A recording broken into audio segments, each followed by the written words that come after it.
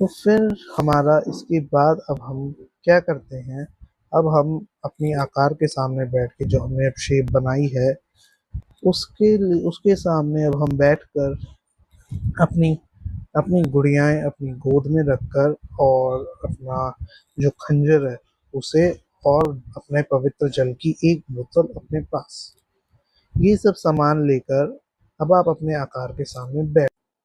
अब आप चक्र बनाने के बाद अपने जो हमने नमक की थैली ली थी, अब उससे अपने पूरे आकार के बाहर एक चक्र बनाएं और ध्यान रखें वह भी कहीं से खुला ना हो।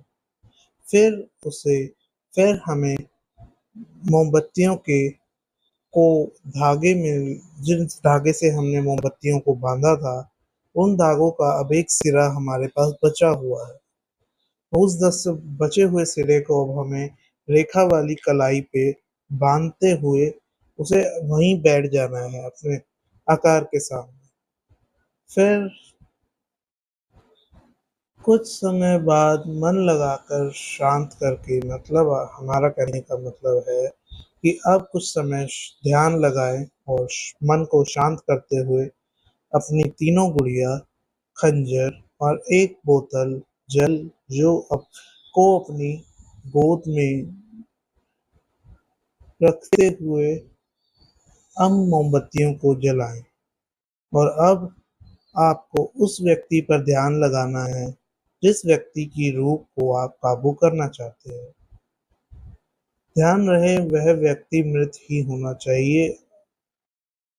और हमारा अगर आप किसी किसी एक व्यक्ति विशेष को नहीं करना चाहते हैं काबू में, तो आप सिर्फ इतना सोचें कि आसपास वाली जितनी भी रूह है उनमें से कोई भी मेरी मदद करना चाहे। आप इन्हीं बातों पर ध्यान लगाते हुए वहां बैठें। फिर अगर आपको कुछ समय बाद महसूस हो कि कोई आपको देख रहा है, तो आप समझ जाएं कि आपकी विधि ने काम करना शुरू कर दिया है।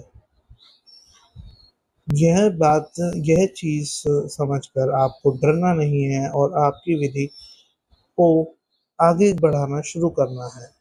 इसके में अब आपको, यदि आपको उसके बाद अगर ऐसा ध्यान लगाते समय ऐसा महसूस हो कि आप कुछ कमज़ोर होते जा रहे हैं, तो अपनी कलाई वाले धागे को थोड़ा-सा हिलाते हुए